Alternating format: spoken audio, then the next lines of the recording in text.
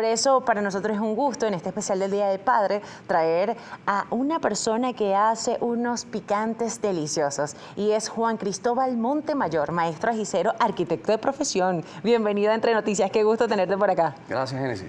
Qué bueno, porque sobre todo Montemayor ha mostrado una amplia variedad a lo largo de lo que ha sido el crecimiento, ¿no? Sé que en algún momento has trabajado con el ají margariteño, con el respeto a ese ají, por ese cambio, pero ¿cómo es Montemayor? ¿Cómo inició esta elaboración de picantes a pesar de ser arquitecto de profesión, ¿no? Bueno, yo tengo 11 años envasando frasquitos con pastas de ají. Ha sido una experiencia muy bonita, de mucho trabajo, un trabajo de hormiguita todos los días, y no es más nada que la pasión por este divino fruto. Es entender que el ají es un fruto que tiene más de 8 millones de años de evolución, desde cuando nace en el altiplano boliviano y después se lo llevan los pájaros hasta Argentina, hasta México. Esto es una maravilla, pues, el poder que está aquí, que es la capsaicina, que es lo que te despierta el paladar, el que te da todas estas sensaciones de bienestar y plenitud, es muy interesante. El trabajar con este fruto es una maravilla.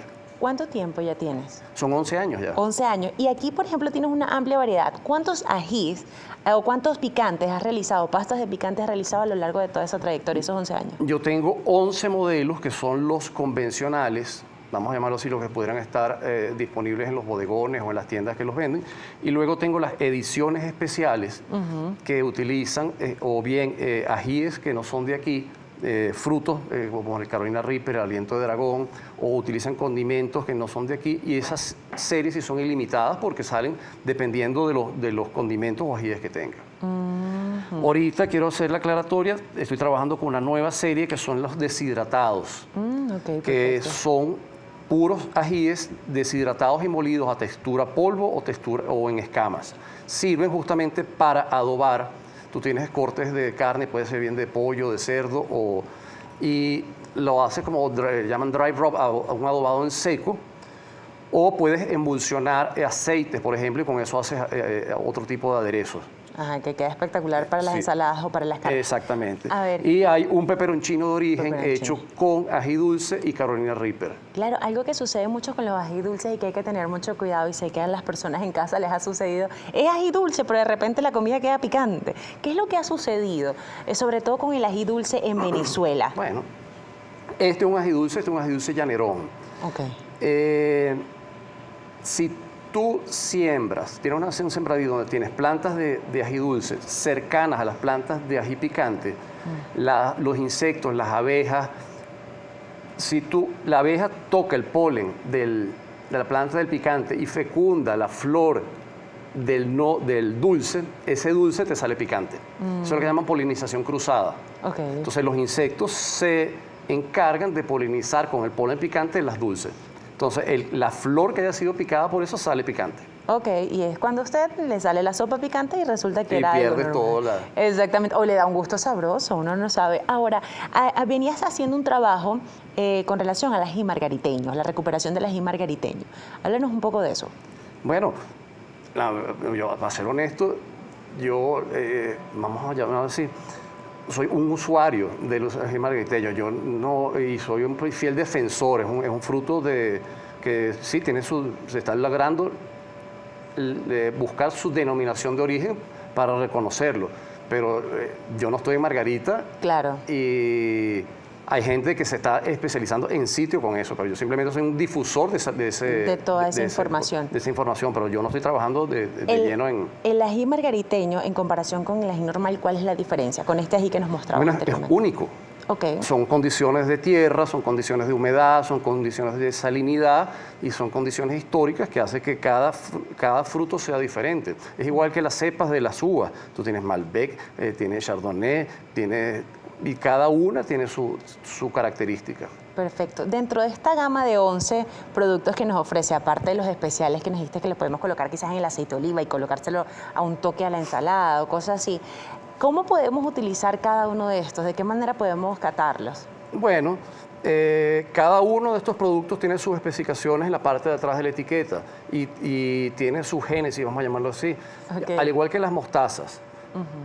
Tú consigues en el mercado 20 o 30 tipos de mostaza y cada una tiene su particularidad y tú la reconoces. Esta me la como con el dedo, esta no, se la pongo al perro caliente, esta la pizza, esta no, como dicen los franceses, con queso mental y vino blanco. El ají dulce, que es la pasta de ají dulce, yo lo utilizo para todo lo que son sofritos. Igual para adobar, tú agarras un lomo de cerdo, lo salpimentas y le pones una costra de ají dulce y lo puedes poner a la parrilla o lo pones al horno. Para mí los preferidos para las carnes son el rojo y el verde. Ok.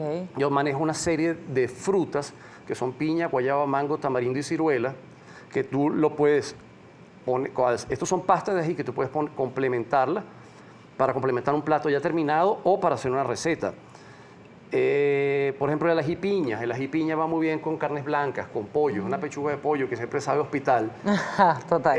Tú le pones ají piña y luego también va al horno, va a la plancha, va a la parrilla y te da otro tumbado totalmente diferente. El mango es muy bueno para el cerdo, el mango y la ciruela. Ah, buenísimo. Sobre todo para diciembre yo creo que es genial. A ver, estos picantes no son... Hay algunos picantes que te duermen el paladar, te quitan el gusto. Ajá. Hay otros que resaltan quizás los sabores de las comidas. Entonces, en este caso son de los que resaltan, ¿no? Sí, mi teoría es la siguiente, un picante no puede causarte daño, tiene que ser amable.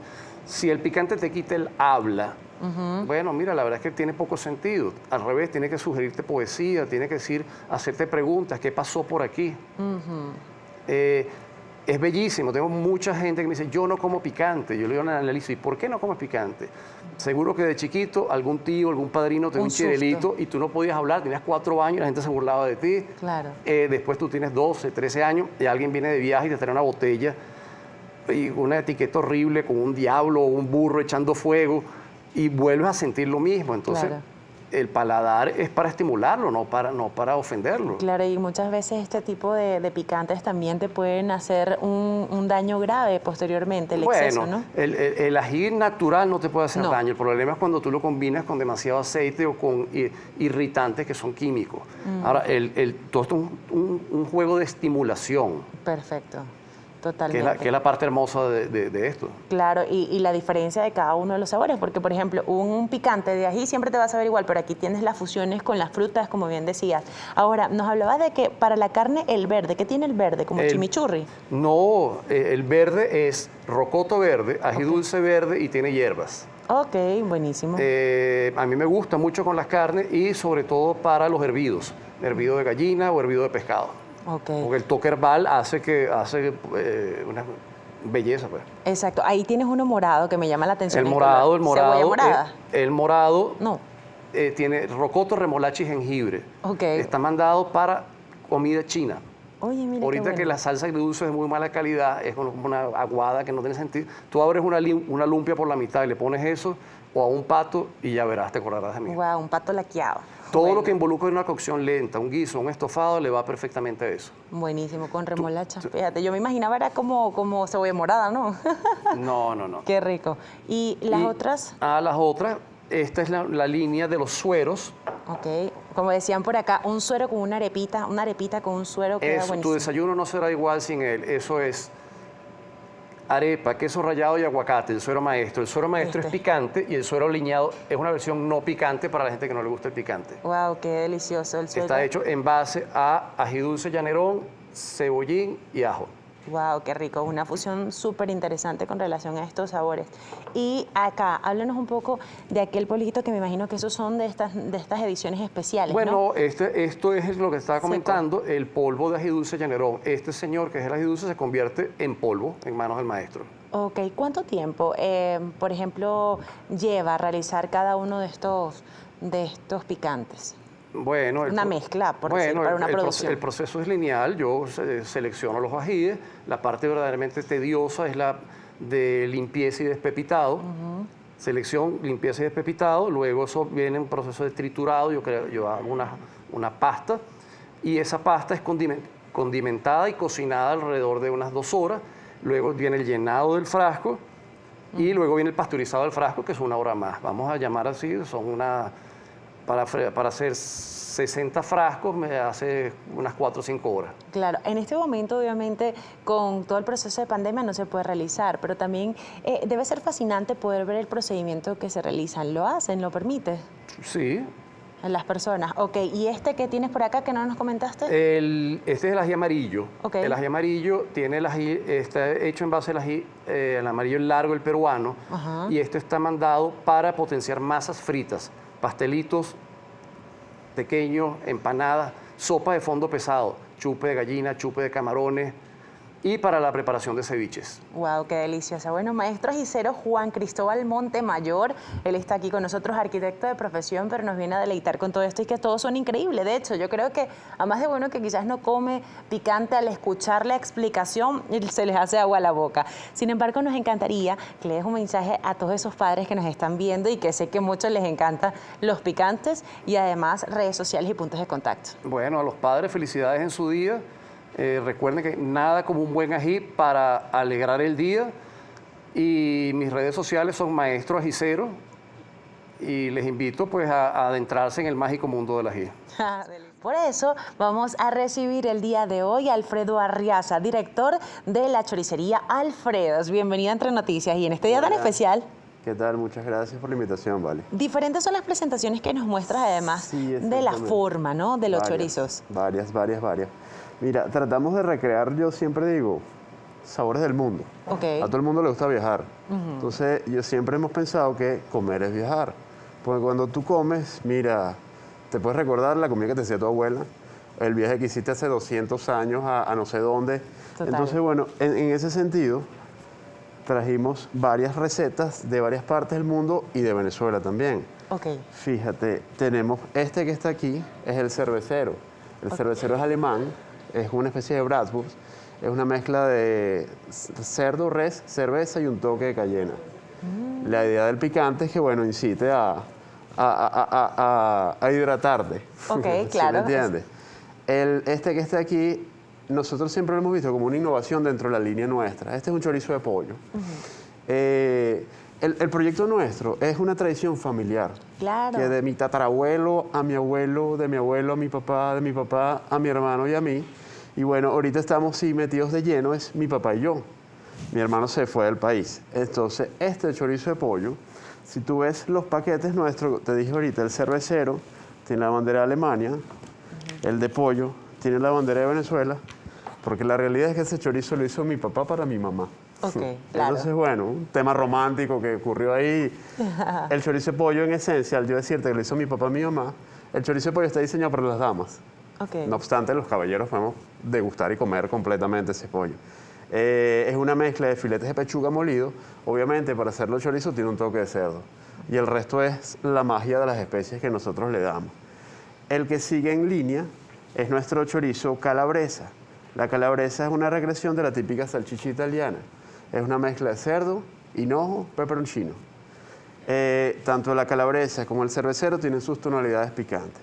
Claro, En la línea pollo sigue aquí peperoncino. nuestra versión de la chistorra. La chistorra nuestra es esta, que a diferencia de lo que tú convencionalmente ves en el Que mercado, quizás son más finitas. exactamente. Nosotros, la chistorra por tradición se embute en tripa de cordero. Pero el cordero es un tema, la tripa, no es tan fácil como uno quisiera. Lo que uno consigue en el mercado es embutidas en tripas de colágeno comestible, pues. La nuestra la embutimos en tripa de cerdo, que es la diferencia que tiene la chistorra nuestra, que es más gorda. Al ser más gorda tienes más sabor por mordida. ¿Y quién aquí en Venezuela no le gusta una chistorra? Es deliciosa. Y si la tienes más gorda es más rica, Ajá, porque bueno. muerdes más. Luego, la chistorra nuestra, a diferencia de los chorizos que tenemos aquí, se somete a un proceso de maduración, por así decir. Los chorizos nuestros es un protocolo de trabajo, ¿verdad? ¿Cómo es? Llegan las carnes se limpian, limpiarles, quitarles impurezas, golpes, manchas de sangre, en fin, qué sé yo, dejarlas impecables, pues, por así decir. Se cortan, se pican, se muelen, después de molerse, se mezclan en la máquina con las especias para darle el sabor. Ok. Después te las colocas en contenedores y las dejas en maceración de un día para otro. Al otro día se embuten los chorizos, se cuelgan en unos carros que nosotros le decimos que se ponen a orear, que ahí ocurre una reacción química, pues, que se fija color, se seca un pelín, se deshidratan. Al final del día se meten a la cava de congelación y al otro día se empacan según la presentación, bien sea presentación en aquel o el food service, que es para los restaurantes. La chistorra, Ajá. disculpa que te No, interrumpa, no, no, tranquilo. sigue el mismo proceso hasta que lo embutes. Nosotros tradicionalmente hacemos la chistorra los días viernes. ¿Por qué la hacemos los viernes? Porque la dejamos colgada hasta los días martes. Esos días que transcurren ahí, ella el primer día fermenta y los otros madura.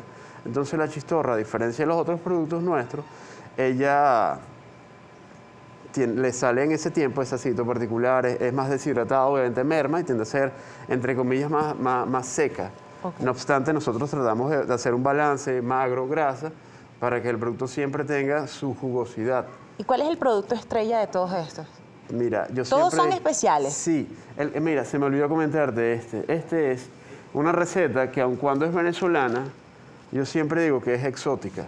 ¿Por qué es exótica? Es el carupanero. El carupanero. El ¿Ese carupanero es picante? es el nuestro no, porque como ya tenemos dos picantes, no va a ser más picante. Si fuera por mí, fueran dos picantes. Ah, Pero igual, uno me se encanta. debe a la gente Sí. que no come a veces picante. Sí. El carupanero es un chorizo de puro cerdo y la especia relevante en él es la guayabita. Y la guayabita, yo siempre he dicho que es algo exótico, porque Sí. los conocedores dicen que tiene 4 sabores en uno, que es clavo, nuez moscada, canela y pimienta negra. Claro, y nosotros siempre lo asociamos quizás a los postres, más que llevarlo Más a que esto, a ¿no? la comida salada. Entonces, bueno, tiene su particularidad. Otro que tenemos es el mix en presentaciones. El mix que se hace, el mix que hace es el paseo de todos los productos que tenemos aquí, pero en un solo paquete. O Perfecto. sea, obviamente es más fácil comprarte un paquete que comprarte 5 paquetes. Y ahí tú decides cuál es el Ahí que más tú te decides, gusta. cuando tú me dices cuál es el estrella, yo siempre digo que eso depende del paladar y del humor de la persona. Ok. Todo depende de qué te quieras comer. El cervecero con un choripán es exquisito, pero también el italiano en un choripán también va, pero puedes hacer una pasta con el italiano.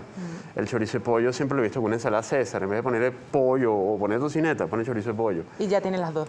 Ah, exactamente. Ajá. La chistorra, unos huevos rotos, unas tortillas, eso va muy de la mano.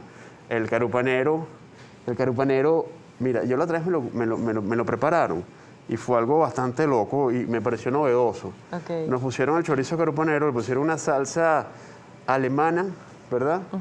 Arriba como un fondue de queso criollo y una reducción de papelón.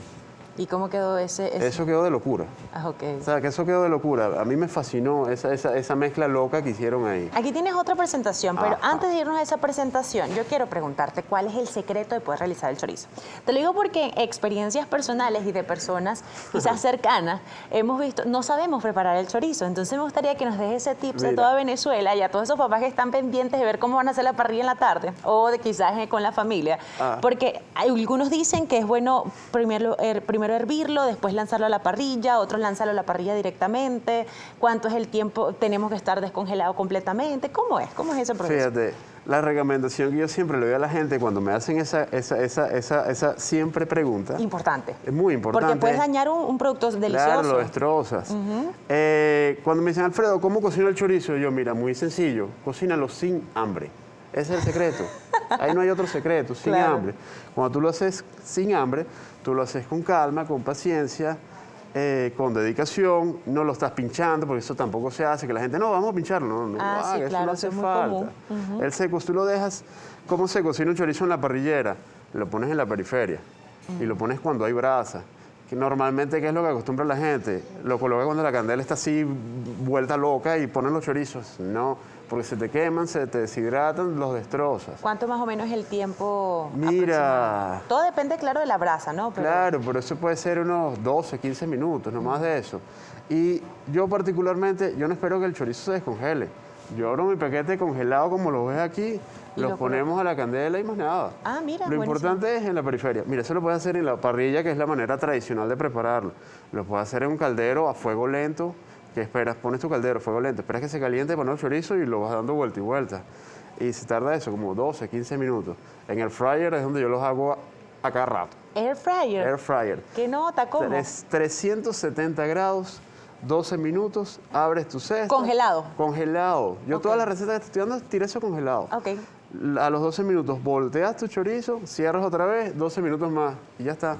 Qué nota, mira que eso yo creo que es importante porque yo pensaba que había que tener, primero la paciencia de congelarlo y No segundo la vale. paciencia de que se cocine, pero fíjate que ahí ya teníamos la Claro, caída. cada cosa tiene su tips. Tienes otra presentación que, de hecho, antes de entrar, te dije, bueno, me recuerda mucho quizás a lo que nosotros vemos en España, los salchichones. Y es que de repente usted lo agarra por acá y dice, bueno, aquí quizás una bala fría, lo diríamos a lo criollo, a lo coloquial, o simplemente para compartir y, bueno, como dirían, entre panas, vamos a decir. Exactamente. Esta presentación, ¿qué trae? Fíjate, esto es una línea nosotros que hemos creado que se llama la parte precocida nuestra, que son los snacks. Los snacks que tenemos aquí, recreamos realmente los chorizos, pero en este formato. ¿Qué diferencia tiene? Que esto está precocido. Al estar precocido, esto está listo para comer. Tú lo que haces es abrirlo y comértelo cuando tengas hambre. Cuando no tienes que comer en la calle, estás en la calle, abres esta broma y te lo... Más, yo lo tengo en el carro. Ok. Que lo bueno de esto es que tú lo puedes tener ambiente. Está frío, no hay ningún problema, no tiene que estar refrigerado. No, para y si nada. quizás lo abres y lo dejas un pedacito abierto y no te lo comes Lo ideal todo, es que te lo comas. Lo ideal es que te lo comas. Acuérdate que cuando ya tú abres las cosas, entra en Se pueden acción, contaminar. Se te contamina, exactamente. De esto tenemos varios sabores. Este que está aquí es el cervecero, que tiene un toque picante. Es la misma mezcla cerdo-res, cerveza cayena. Este no lo tenemos en chorizo, lo tenemos en este formato. Que este fue el primero que hicimos nosotros. Ok. Cada quien tiene su favorito. Ok, claro. Pero bueno, yo creo que ¿Este cómo se llama? Este se llama polaco. Ah, el polaco. Este es un snack de cerdo, res, nuez moscada y una especie que nos traemos de Polonia, bueno, de Europa lo utilizan mucho, que se llama el carabea. Este, a diferencia de todo lo que hay aquí, este es ahumado. Ah, Se le da un delicioso. toque y una tonalidad diferente. Ok. Otro que tenemos aquí, que es el pepperoni. Recreamos la versión del pepperoni, la norteamericana, que es precocido, páprica, hinojo, y tiene su toque picante. Este es la calabresa, que es el chorizo italiano en este formato, y el cervecero que lo repetí aquí. Ok, buenísimo. Ahora, ¿cuál es la diferencia entre estos y estos? Bien decías que estos están precocidos. Sí, señora. Pero hay personas que quizás que no pueden comer grasa, que esto, que lo otro. Ahora, estos son para los fitness. Sí. ¿Por qué? Esto es gluten free. ¿En Esto, bueno, cuando tú haces mucho ejercicio, tienes que recuperar energías rápidamente. Y esto es fenomenal por eso, pues esto es pura proteína. Ok. Pura proteína pura. O sea que una persona simplemente puede salir del gimnasio, agarra, se come su snack y está ya comiéndose la proteína que le pide. Exactamente. ¿Qué nota? O sea, que es decir, si no puedes comer grasa, estos son la mejor opción Son para ideales, son ideales. Esto hasta para la merienda lo echamos al colegio. O sea, cuando tienes hambre en la oficina, lo metes en la gaveta y te lo comes. Nosotros la cajita del dispensador de esto, le colocamos las aplicaciones. Ok. Y las aplicaciones en su mayoría es eso, para personas deportistas, pues. Ok. Esto es una versión de lo que existe en Estados Unidos, que son los beef jerky. Es más o menos eso lo que nosotros tratamos de recrear. Una mezcla entre un beef jerky y un chorizo. Qué éxito. Resulta de estos productos que están aquí, que son un vicio, es lo que te digo, esto es un vicio. Delicioso. Bueno, ya se ve que primero la presentación está genial. Ahora, Gracias. bien nos mostraste los 5 tipos de chorizos que tienes ahora, pero ¿estos con qué los podemos acompañar? Bien decías que unos pueden ser con choripanes Mira, y todo con va- ensaladas. ¿Qué Todo va otra? en función a la imaginación de cada quien y lo que se quiere comer. Obviamente lo tradicional es a la parrilla, Exacto. pero yo siempre digo a la gente, Lo del air fryer como air quien fryer. dice, te vuela el coco. y es una maravilla ¿Qué hacerlo nota? ahí, porque no ensucias nada, solo ensucias la cesta, que es el otro fastidioso. Sí, exacto. Ya la cosa es después lavar las cestas. Claro. Alfredo, nos gusta muchísimo toda esta innovación y sobre todo para hoy el Día del Padre. Vale, Quiero que por vale. favor le des un mensaje a todos esos padres que nos están viendo y quizás a las personas que están muy atentas a todos estos productos que ustedes están ofreciendo, que viene de familia y de Sí. parte de los caballeros de tu familia, pues valga la redundancia. Claro.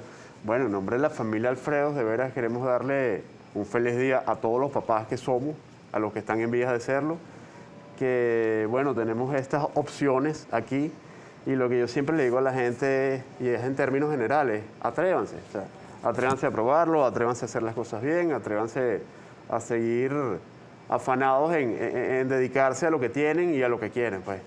Y nada, seguir derecho, pues es lo que yo digo.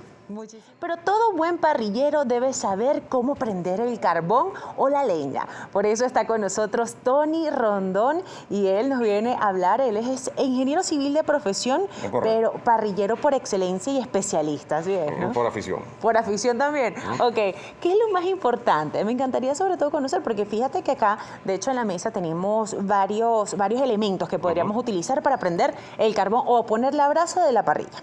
Ok. ¿Cuáles son? Bueno, vamos a hablar en principio, antes agradecerle la invitación que me hicieron el día de hoy para conversar sobre ese tema que me gusta mucho.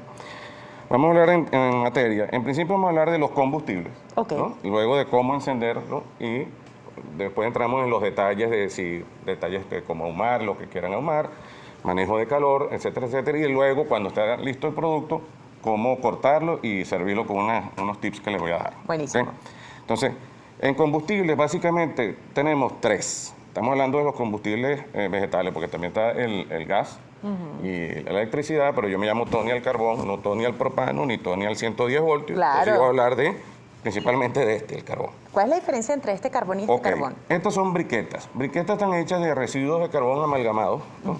Y tienen la particularidad que ellas duran mucho tiempo encendidas. Entonces dan un calor constante por mucho tiempo.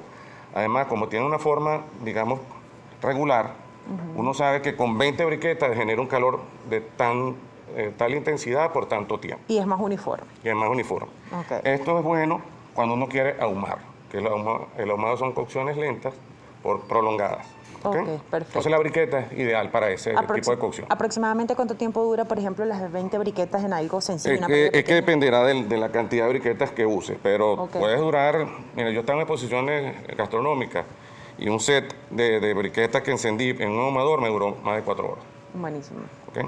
Perfecto. Entonces, esas son las briquetas. Mucha gente no las conoce, por eso que las trae para que las vieran. Luego está el carbón normal que usamos toda la vida, el carbón vegetal, que es este que está aquí. Y por último les traje la leña.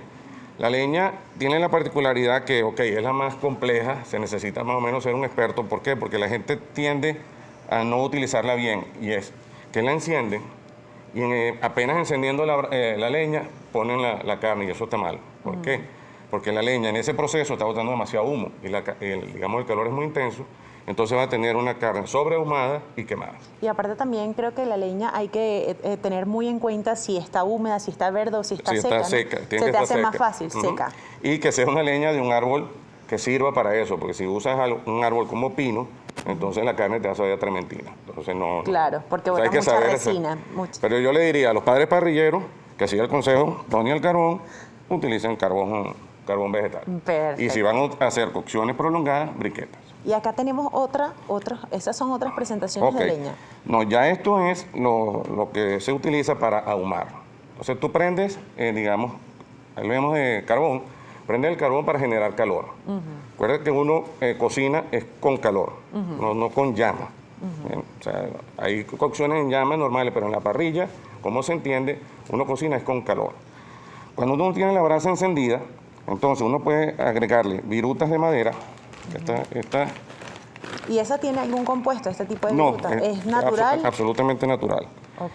Que se coloca sobre la brasa encendida. Uno puede utilizar accesorios como este, que son una caja donde tú colocas las maderas. Si quiere lo puedes sacar para poder visualizarlo. Que es curioso, ¿verdad? Para verlo completo. Son así. ¿Y esto en dónde se pondría? Eso se pone, supongamos que tienes la brasa aquí encendida. Disculpa aquí para... No, tranquila. Tienes la brasa aquí encendida, entonces le pones la caja sobre la brasa, adentro pones las virutas, aquí. Y al cabo de unos minutos, dependiendo de la intensidad de la brasa, empieza a ahumar. Ese uno puede ahumar sencillamente con la parrillera de la casa. Es importante, obvio, que si quieres ahumar, necesitas una parrillera con tapa. Hay personas que quizás le colocan una olla volteada. ¿Eso puede funcionar? Puede funcionar, pero entonces vas a encapsular demasiado el humo. Lo que pudieras utilizar, por ejemplo, esas bandejas desechables de aluminio para pasticho, por decirlo así. Lo usas como tapa y le abres un huequito a un lado para que ayudes a que el humo se escape. O sea, que haya una circulación. Sí, que entonces de donde está el calor y le abres el huequito, digamos, acá, entonces forzas al humo que haga esto. Perfecto. Hay muchas parrilleras que tienen esas ventanas en la tapa. esa ventana, una de las funciones es esa precisamente. Para los ahumados.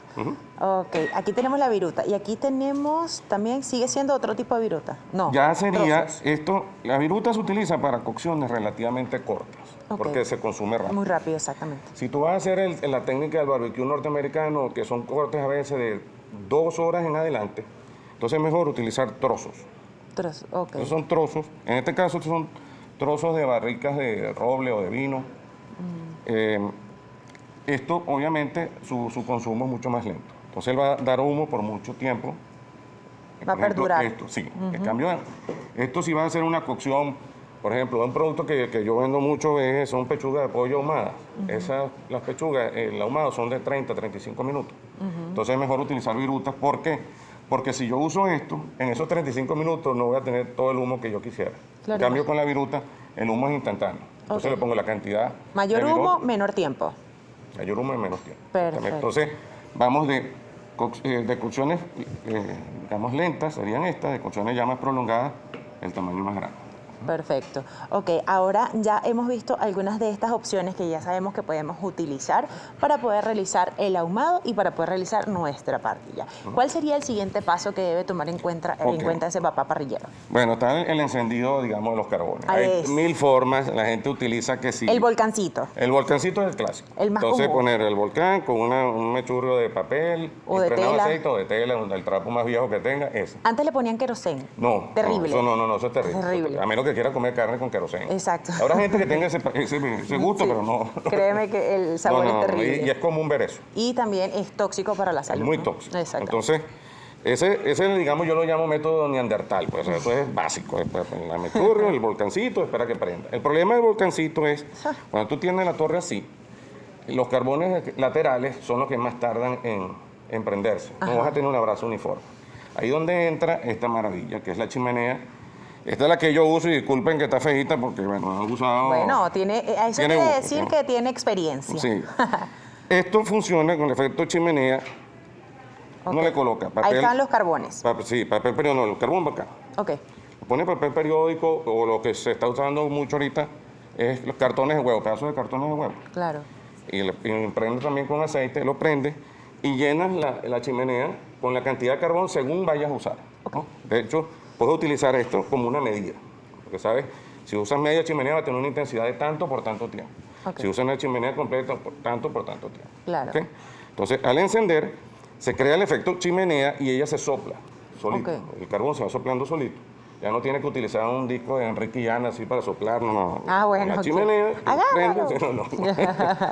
Entremos en Pimpinela, algo así. ¿no? Exactamente. Entonces, el aire empieza a fluir solo, o sea, tú no tienes que tocarla para nada, y en unos 15 minutos tienes brasa completa. Lo bueno de esto es que toda la brasa está concentrada, o sea, todo esto va a ser brasa. Perfecto. Cuando la tenga encendida, solamente la vertes y ya. Ah, mira, pues una manera más fácil de que no esté peleando usted con el bendito. O agarran también un soplador. He visto también Claro, que si agarran. tienes Eso esos ya es más- minúsculos que hay, pero no todo el mundo lo tiene. Exacto, a veces. No, con toca esto, de hecho, yo lo usé, antes usaba era el bendito pote de leche de 2 kilos, la lata. Ah, pero es una. Y abría unos huecos abajo y así funcionaba. Pero ya no se consigue el pote de leche de 2 kilos. Entonces, No, claro, ahora pero tenemos este la producto chimenea. lo venden en el mercado de diferentes marcas, diferentes calidades y diferentes precios. Y hay unos que también son bien ingeniosos, también la pueden fabricar en Sí, casa. sí, sí, es un cilindro, abrirle huecos abajo para que le entre el aire y, como ven, tiene que tener una rejilla Ok. para que separe el carbón del papel o el cartón de huevo que tengas encendido abajo, Ok. porque si no colapsa y lo apaga. Así que hablamos en la parte anterior de la entrevista de cuáles son los tipos de combustible que podemos encontrar en el mercado para poder realizar una parrilla, aparte de uno que otro tips para poder prender rápido ese fuego.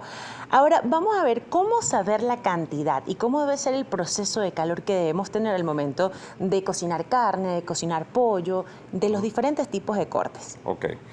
Bueno, partamos en la suposición que ya tenemos la brasa encendida. Exacto. ¿Ok? Entonces, dependiendo de la pieza que tú vayas a cocinar, recuérdate que uno cocina es con calor. Entonces necesitas repartir el calor en todo el área de la parrillera. Ok. Siempre es recomendable tener por lo menos 2 zonas de calor. ¿Por qué?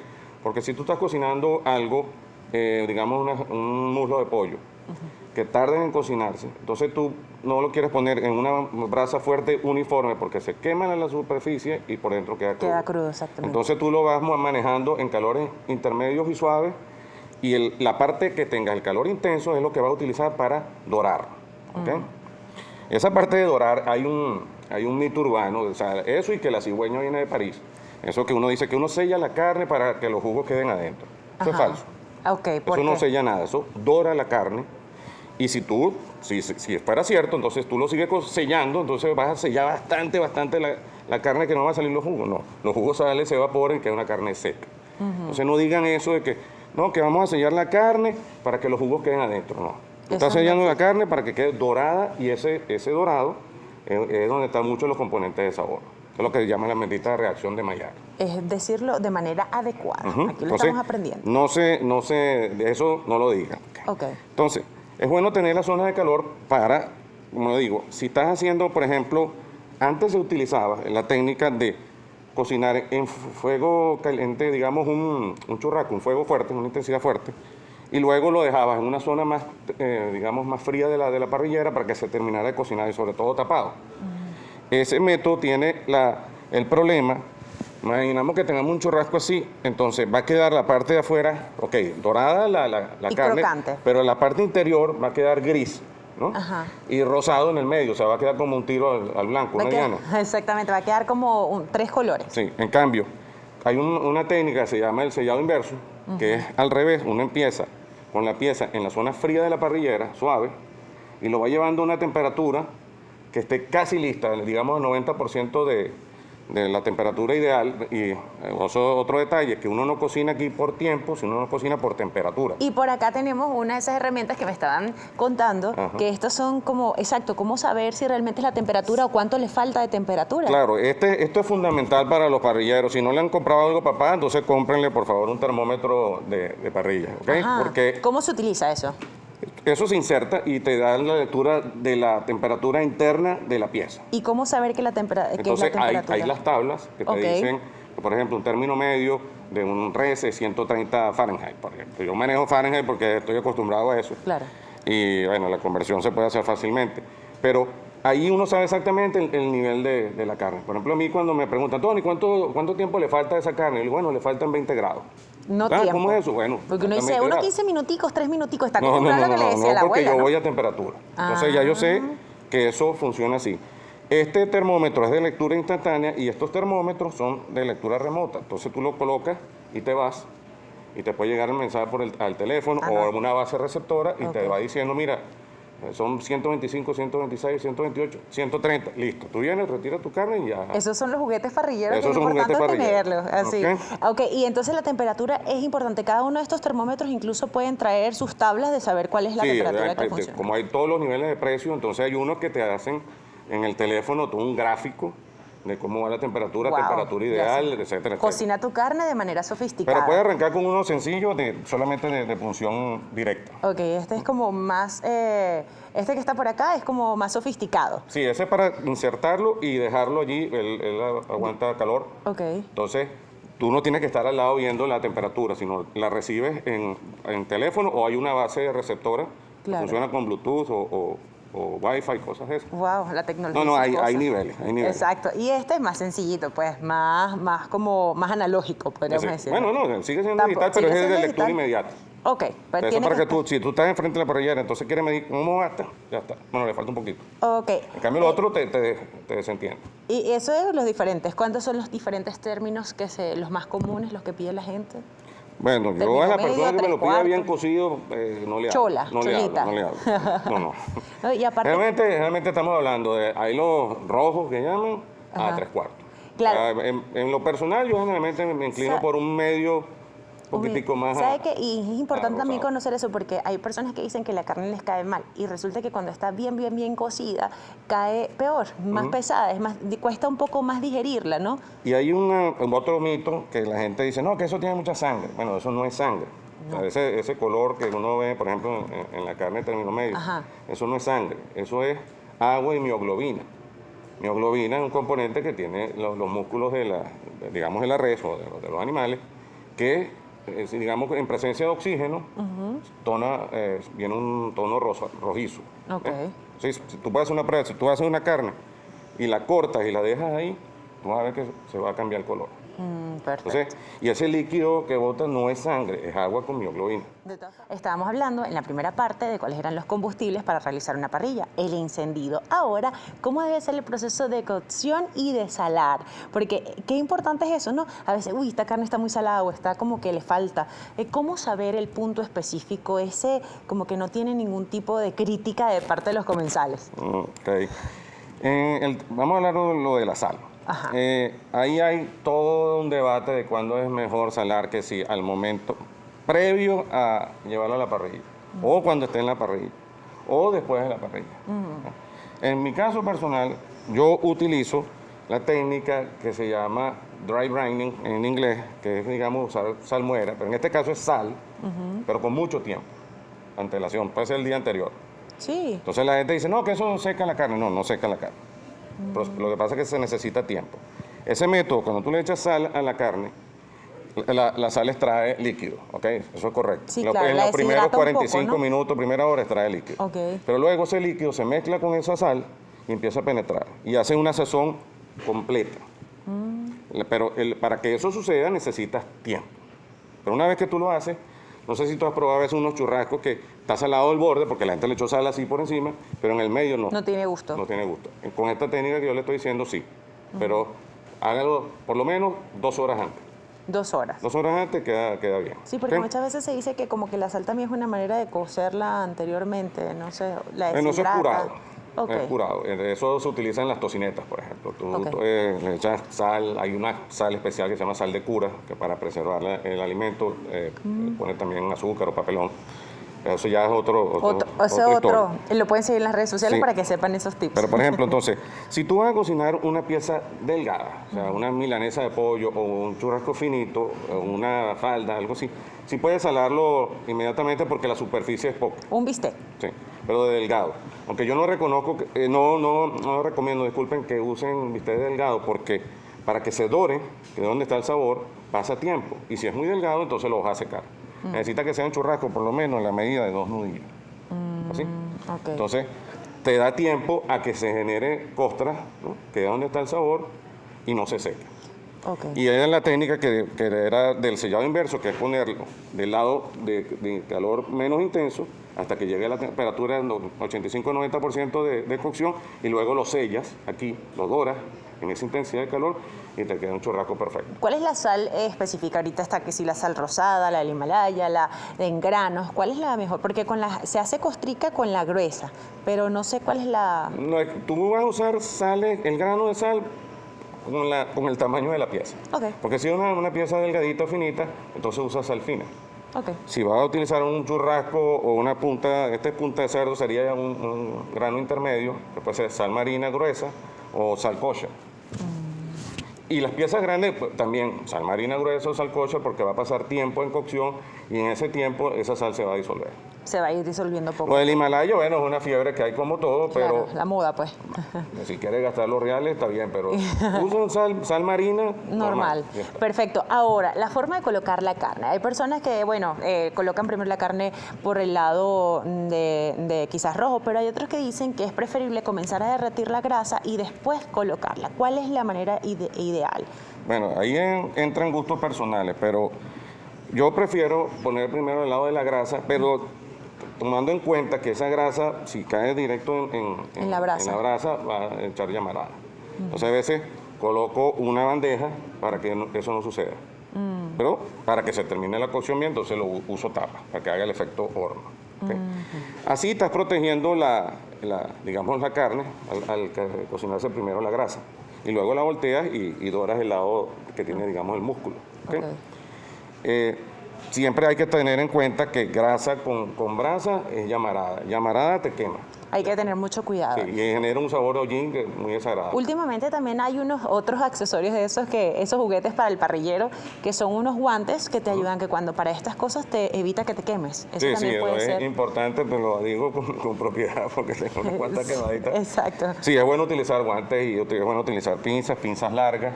Cuando estés en la parrilla no utilice manga larga, por favor, ni flequillo cuchillos así como las 4 monedas, así, cocinando, Ajá, porque te agarra candela Y listo, ahí Por quedó. ejemplo, este tipo de guantes tampoco es bueno porque como son, Se derrite muy rápido. digamos, sintéticos, si te agarra el calor, o sea, te vas a quemar. Exacto. Entonces mejor utilizar de carnaza, O los térmicos, ¿esos qué? térmicos, hay unos que lo venden en las ferreterías baratos que tienen unos punticos, bueno, esos también sirven. Que esos son como los electricistas. Sí, También podría sí, ser. el de soldador. Perfecto. El marinado habíamos hablado de la sal, pero se le puede colocar otras cosas, porque bien decía anteriormente, yo he visto que muchas personas le colocan que sí, especies, que sí, no sé qué, todo va a depender del gusto. Pero para que esa carne quede deliciosa, es mejor no colocarle tanta cosa. No, yo Mientras creo que menos eso es es más. cuestión de gusto. Hay gente que dice, a la carne solo sal. Entonces, si tú solamente a la carne le echas sal, toda la vida comerás carne salada. Entonces, yo no comulgo con eso. Yo prefiero utilizar especias, ajo, cebolla, paprika, chipotle, etcétera, etcétera, que me dan una paleta de sabores. Los mismos polvos que mostró Juan, maestro Gicero. Y al Esos lado son- el chorizo también de Alfredo. Sí, bueno, ya el sabor ya está incluido. Entonces, yo prefiero hacer esas mezclas. ¿no? Ok. Entonces, puedes tener mezclas dulzonas, mezclas saladas, mezclas picantes, Claro. mezclas todoterreno, Exacto. que solo sal. Y también ir variando, que es lo más importante. Sí, cuando estén utilizando mezclas, es bueno, es mejor cuando uno las hace, porque uno conoce que está allí y la intensidad de sabores. Pero es bueno primero echar sal sola, porque tú adobar con sal sabes cuánta sal le colocaste.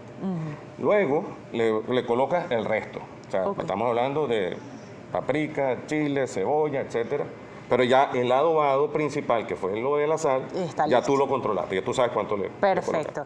Tony, ¿cómo es eso que la tabla se sazona? Ok. Bueno, ya, digamos, tenemos la carne lista. ¿Ok? Ok. Importante dejarla reposar, Ok. generalmente tapada, generalmente con papel aluminio, no forrada, sino como una tapita, para que hay que esperar que los jugos internos, o sea, se redistribuyan en la carne, porque si tú sacas un pedazo de carne e inmediatamente lo rebanas, en términos generales, va a botar ese jugo.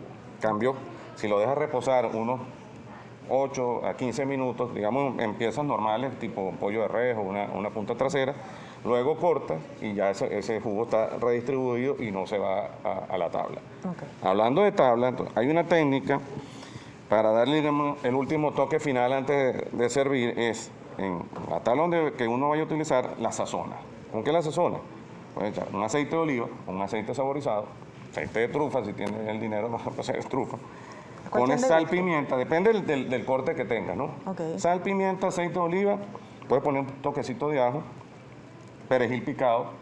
A mí me gusta mucho el perejil liso, porque da más sabor. Ok. Entonces cortas todo eso en la tabla y sobre esa sazón de esa tabla es que vas a cortar la pieza. Entonces, cortas, pasas por la tabla que está sazonada y sirves. Entonces das como un último toque Ok. antes de ir a la mesa. Eso se llama sazonar la tabla. Qué nota, mire qué bueno. Pero acá también tenemos una inyectadora. ¿Estas inyectadoras para qué sirven? Sobre todo al momento de realizar una parrillita. Esto es más que todo para piezas grandes, que tú quieres que el sabor penetre rápido. Por ejemplo, en este momento yo tengo un encargo de un lechón. Entonces, utilizo una inyectadora para inyectar la marinada a las partes gruesas. Para de el la- pernil más que todo se Para utiliza. pernil, para paletas, para trozos grandes. Si puedes inclusive un solomo, inyectarlo, la marinada, un toque de ácido, un toque de graso y saborizante como ajo o algo así. ¿Qué se le pondría, por ejemplo, limón o algo así, no? Eso Sí, es ese ácido. elementos ácidos, puede ser el limón, mezcla de naranja con limón, vinagre de manzana, sobre todo en el cerdo va muy bien, cerveza, algo de grasa para que ayude a transmitir sabor. Ahí tocaste un tema importante. Ahí, y por acá uno de nuestros compañeros decía, yo a la parrilla agarro esa bebida espumante y entonces le agarro y le lanzo ese montón de bebida espumante ya para que le dé el último toque. ¿Qué opina con relación a esto? Esa bebida espumante es muy, digamos, es muy afín a la parrilla, tanto como ingrediente como hidratación del parrillero. Entonces, ¿qué pasa? Que la cerveza o la bebida espumante da sabor y ayuda a ablandar la carne. Entonces tiene esa doble función. Ah, ok, sí funciona. Sí funciona. No era un mito. No, eso sí funciona. Ah, perfecto, perfecto. Entonces, bueno, nada, ya que aquí vimos los diferentes tipos de corte, ya saber qué tipo de corte está perfecto para poder llevarlo es cuestión de gustos, ¿no?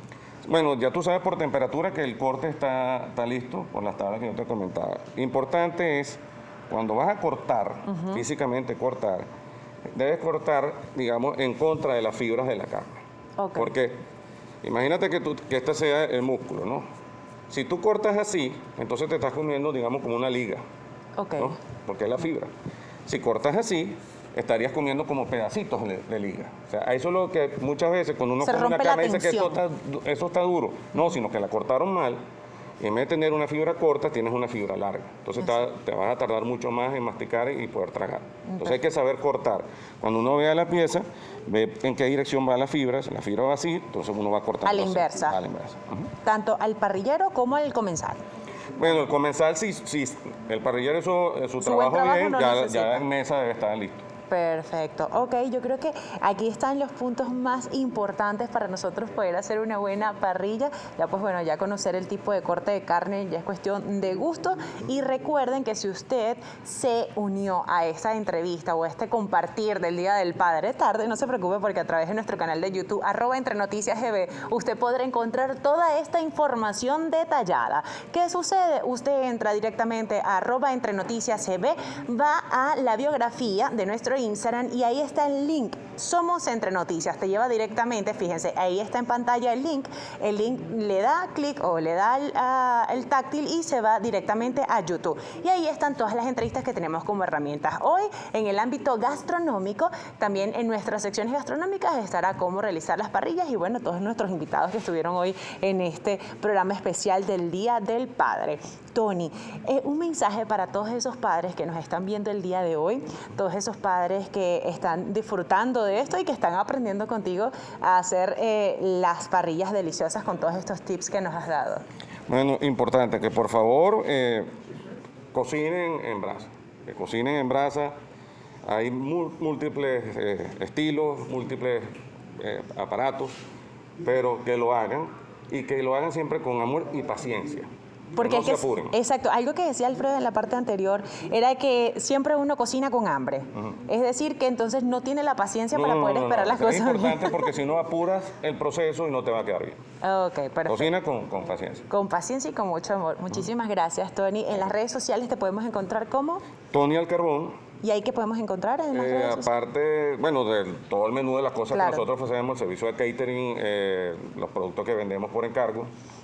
También hay tips y gente que me hace consultas, con mucho gusto le respondo. Cualquiera que quiera enviarme una pregunta de lo que yo le doy, con mucho gusto le respondo en el DM de Instagram. Quisiera aprovechar para agradecer a nuestros amigos de Broil King Venezuela que gentilmente nos facilitaron toda esta serie de productos para que la audiencia viera de los diferentes jugueticos que hay para el papá parrillero. Breaking, exacto. Pero no, que son cosas que son útiles, o sea, te facilitan el trabajo y para que Exacto. quede, digamos, de lujo, ¿no? Exactamente. Y creo que son excelentes regalos para el Día del Sí, sí, Padre. cómo no. Sobre todo, ya que tenemos este especial parrillero, son los jugueticos directamente para todos ellos que les apasiona esto. Y aparte que une a la familia, porque siempre, bueno, vamos a hacer una parrillita. Entonces está toda la familia esperando que papá haga la carne o que esté O esa sea, que eso persona. es una conducta, digamos, que está en el ADN del ser humano. O sea, somos grupales alrededor del fuego. Tú ves cuando tú prendes una parrilla, la gente se va acercando así, como Sí, en trance y se ponen todos.